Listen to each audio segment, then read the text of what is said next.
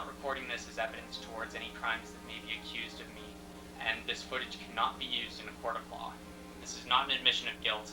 This is a celebration of the greatest scientific achievement made this century.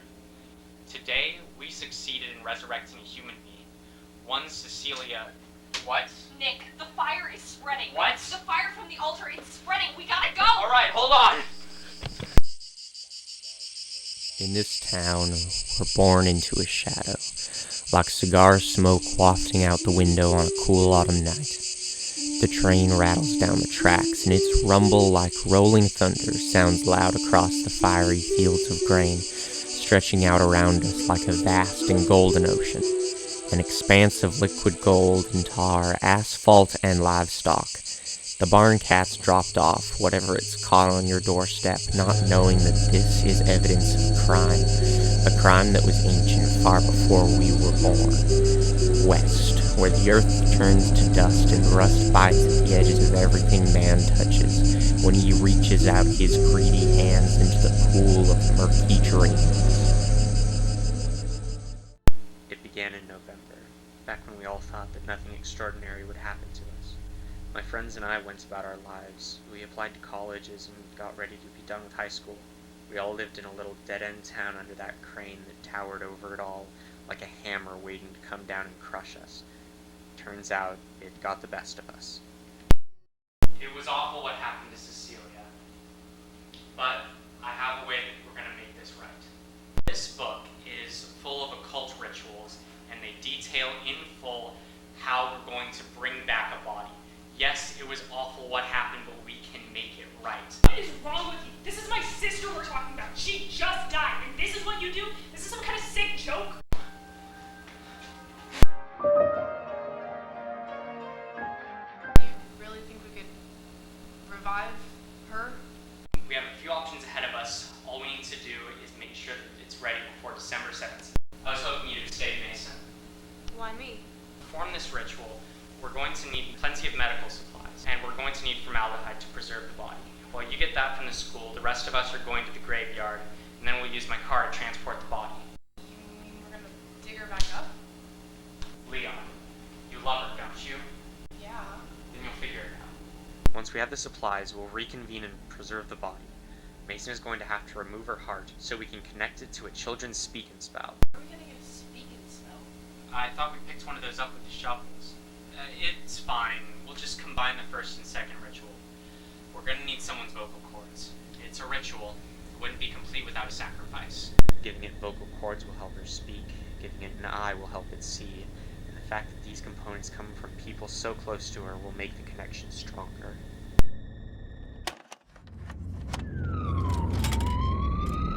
What have you done to my body? We are born into the shadow of a crime that stalks our winter nights and carries on the breeze a horrible whistle, like a siren song sung by the waving branches of willow trees and cicada cries. Nothing rots in Heath. Trees are green long into the winter. People don't die in Heath like they used to, but when they do, we try not to bury them. Digging tends to turn things up, and we've been finding remains of Cecilia for 50 years since her death. Some of the remains are still living, and I'm tired of unearthing bones still speaking. Scientists have dated her remains to the Paleozoic era and have found enough to put together 15 complete bodies. I do not know what West's intentions were, but I believe they worked, and in ways he couldn't have possibly imagined.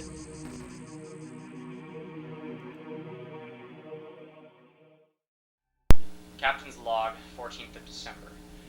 Our experiment was a brief success and has proved that what is written in the book is true.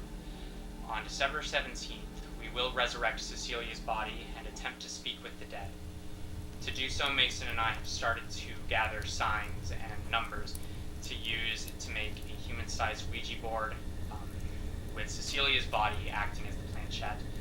We've prepared a complex pulley system so that she can move, and we've acquired a replacement heart for her.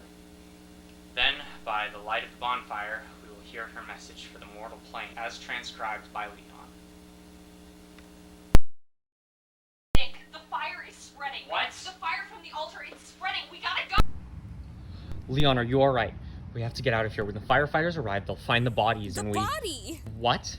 In there. We need to go back. Forget about it. What? If I want to be a surgeon, this is my only chance. It's 11:47. If we don't get her by midnight, then all of this is for...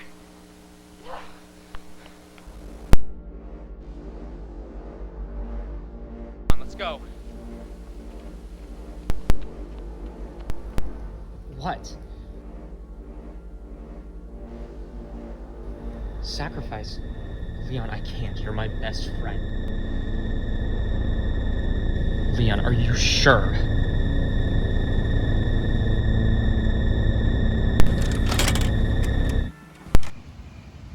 I've done it.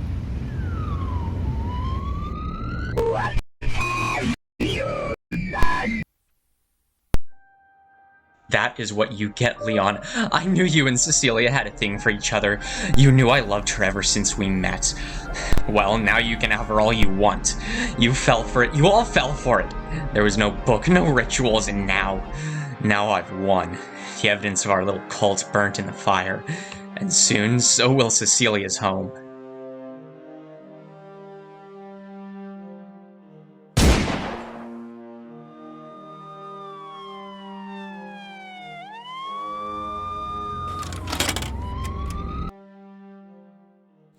They're building a dam just downstream of us. Most people packed up and left years ago. The for sale signs dotting every other yard stand like headstones in a mass grave that is what was once our home. Soon the earthly sins that sunk their roots into our home will be drowned beneath metric tons of water, the reservoir swallowing everything that ever was and dousing every fire that ever burned.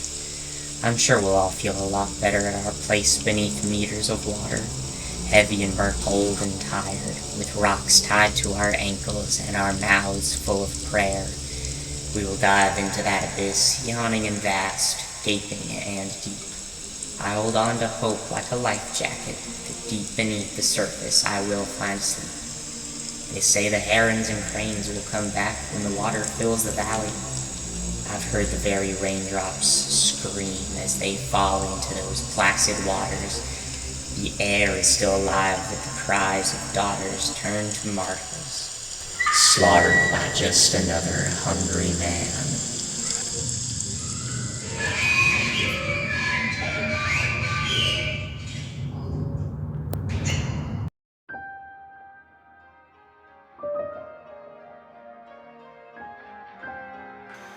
The Heath Crane is most likely a hoax based on the sightings from 1809. Likely it was a sandhill crane originally that got blown out of proportion. Either way, reconstructive evidence, even from this video, showed that there were only 3 strands of DNA found at the site, and all 3 of them are human.